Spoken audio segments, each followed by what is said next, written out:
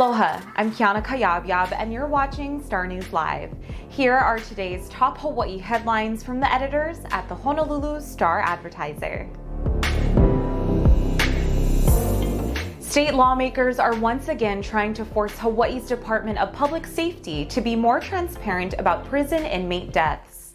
The state legislature passed a law 2 years ago requiring that DPS provide reports on inmate deaths to the governor and this legislature.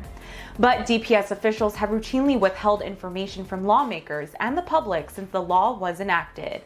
They say federal law forbids its release even though other states routinely make such information public.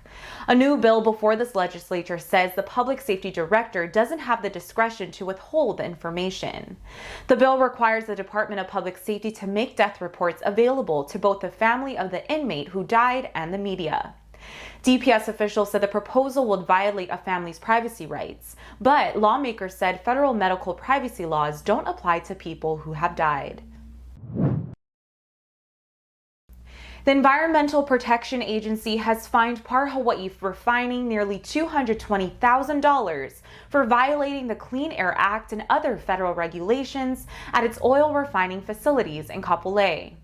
Par Hawaii has agreed to the penalty and to make changes to reduce the risk of further chemical accidents at the facilities.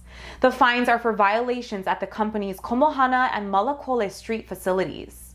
EPA inspectors found that the Komohana Street facility improperly managed hazardous waste from its refinery. Inspectors also found violations of the Clean Air Act's chemical accident prevention requirements at the Malakole Street facility.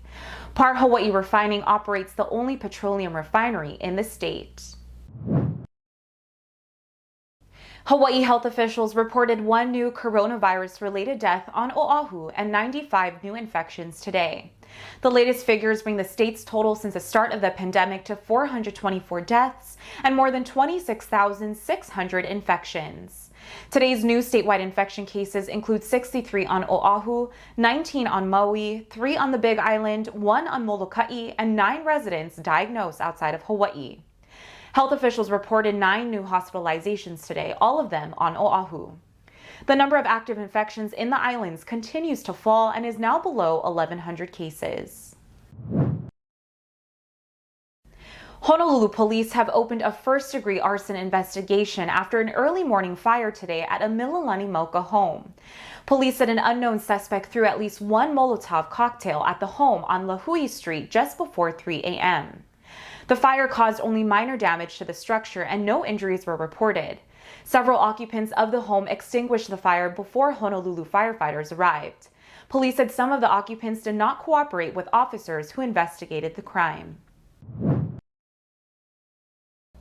Honolulu Mayor Rick Blangiardi has chosen former television reporter Tim Sakahara as his chief spokesman.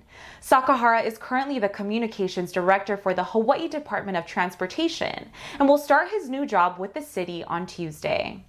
Sakahara has worked for the mayor before as a TV reporter at Hawaii News Now, where Blangiardi was the general manager. Blangiardi said Sakahara is a gifted communicator who is up to the challenge of being the city's top spokesman. Before he joined the state transportation department, Sakahara had a 17-year career in TV journalism in Hawaii and 3 mainland states. For more on these stories and all the latest headlines, subscribe to the Honolulu Star-Advertiser. Visit Hawaii's top source for breaking news online at staradvertiser.com and download the Star-Advertiser mobile app. Mahalo, and we'll see you back here tomorrow.